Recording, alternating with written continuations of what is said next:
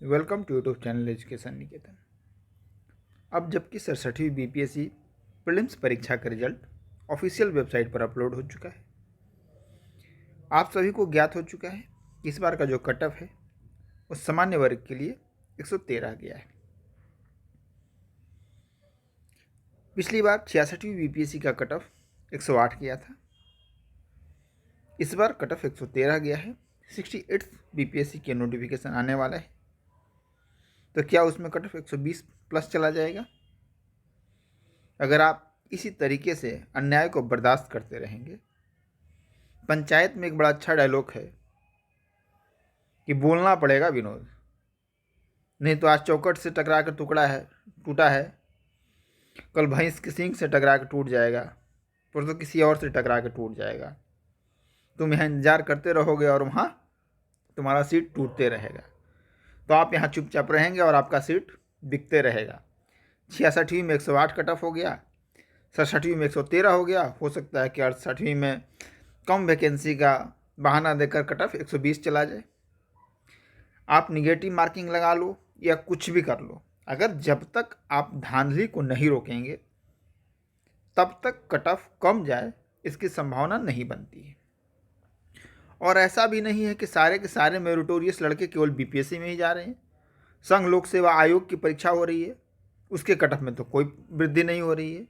UP PCS की परीक्षा हो रही है, मान लो कि उसका लेवल अलग है। राज्य लोक सेवा आयोग यूपी पीसीएस भी है, उसका भी कट ऑफ इस तरीके का अनएक्सपेक्टेड नहीं बढ़ रहा है। और भी अगर हम किसी अन्य राज्य लोक सेवा आयोग की बात ले लें, वहाँ भी कट ऑफ अनएक्सपेक्टेड नहीं बढ़ रहा है। तो आखिर क्या सारे के सारे राजेंद्र प्रसाद बिहार में ही हो गए हैं इस बार कि कट ऑफ 113 चला गया?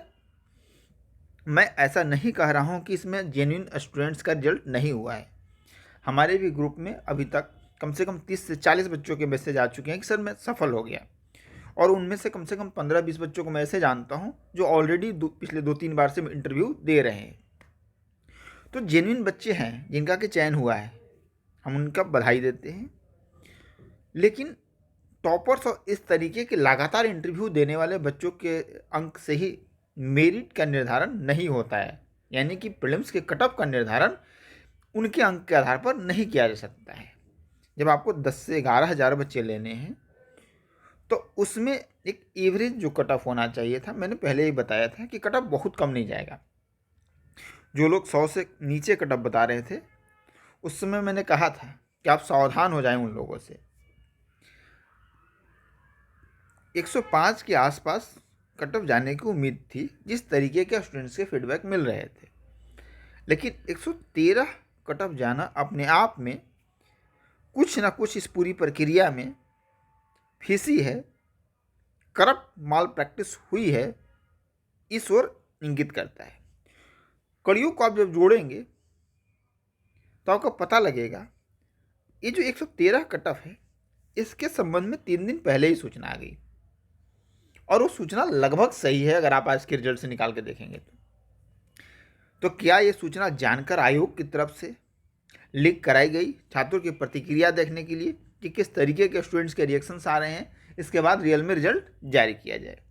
एक सरकारी प्रोसेस में एक तरीका होता है कि अगर आपको कोई पॉलिसी इंप्लीमेंट करनी है तो जानकर मीडिया के माध्यम से उस चीज़ को पहले लीक कराया जाता है, ताकि छात्र जो प्रभावित वर्ग है उसकी प्रतिक्रिया जान ली जाए। अगर प्रतिक्रिया बहुत ही क्रांतिकारी आती है तो कह दिया जाता है कि जो न्यूज़ था वो फेक था। अगर रिएक्शन इस तरीके का आता है कि चलो अगर इसको निकाल भी दिया जाए तो कुछ नहीं हो सकता, एडजस्ट हो जाएगा, सारे लोग मान लेंगे, तो वही स्थिति यहाँ है। साथ ही साथ आयोग ने बहुत ही सोची समझी रणनीति के तहत अभी तक 68 का नोटिफिकेशन वो रखे हुए थे, चाहते तो पहले भी रिलीज कर सकते थे, लेकिन अब जो सूचना मिल रही है कि 68 की नोटिफिकेशन बहुत ही जल्द जारी हो जाएगी।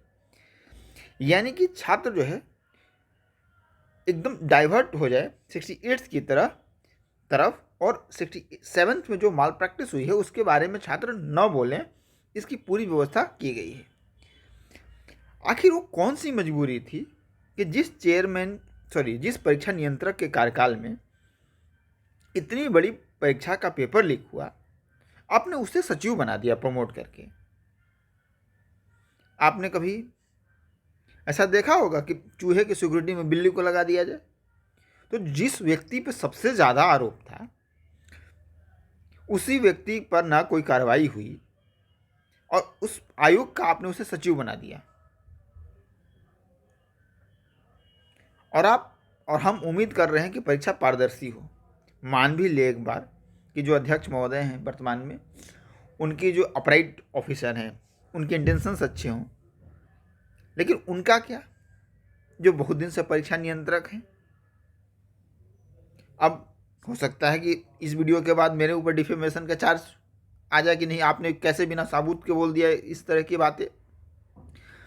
मैं यह नहीं कह रहा हूं कि हमारे पास सबूत है कि वो करप्ट हैं, लेकिन एक जो प्राइमा फेसी चीज़ें दिखती हैं कि कुछ भी हो, मान लो कि हम शामिल नहीं हैं, लेकिन हमने कोई एग्जाम कंडक्ट कराया और उसे हम सफल तरीके से कंडक्ट नहीं करा पाए, इसका मतलब हमें कोई रिवार्ड तो नहीं मिलना चाहिए, इसका पनिशमेंट मिलना चाहिए कि आप परीक्षा का सफल तरीके से संचालन नहीं करवा पाए। तो जो पनिशमेंट, ऐसा कौन सा पनिशमेंट होता है कि जो व्यक्ति परीक्षा नियंत्रक के रूप में सही से कार्य नहीं कर रहा था उसे आपने प्रमोट करके पहले तो आईएएस बनाया, ऑफिसर बनाया, रैंक में प्रमोट किया और इसके बाद बिहार लोकसेवा आयोग का सचिव बना दिया।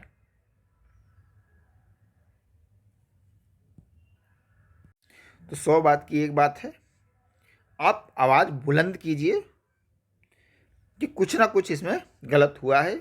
आयोग परीक्षा के रिजल्ट को रिव्यू करे, ये बर्दाश्त नहीं किया जाएगा क्योंकि वो बर्दाश्त करने लायक ये कट ऑफ नहीं है। और मैं इतना जरूर मुझे लग रहा है कि जिन लोगों ने पैसा पहुंचा दिया था, जो लीक हुआ था पेपर, उनका काम इसमें भी हुआ है। अगर उनका काम नहीं हुआ रहता तो कट ऑफ 113 नहीं जाता। हमारी तरफ से बस यही है कि जो हमारे अभ्यर्थी हैं, जो मुख्य परीक्षा से आंसर राइटिंग से जुड़े हुए थे, लगभग 500 स्टूडेंट हमारे साथ जुड़े हुए थे, उनमें से इतना हाई कट ऑफ के बाद मुझे लगता है कि मैक्सिमम अगर रिजल्ट होगा तो 80 से 90 छात्र सफल होंगे। तो जो बाकी हमारे स्टूडेंट हैं उनके लिए 68 की जब नोटिफिकेशन आएगी उसके बाद जो हमारा टेस्ट सीरीज शुरू होगा वो पूर्णतः निःशुल्क रहेगा, यानी उन्हें 1 रुपये की भी पेमेंट नहीं करनी पड़ेगी।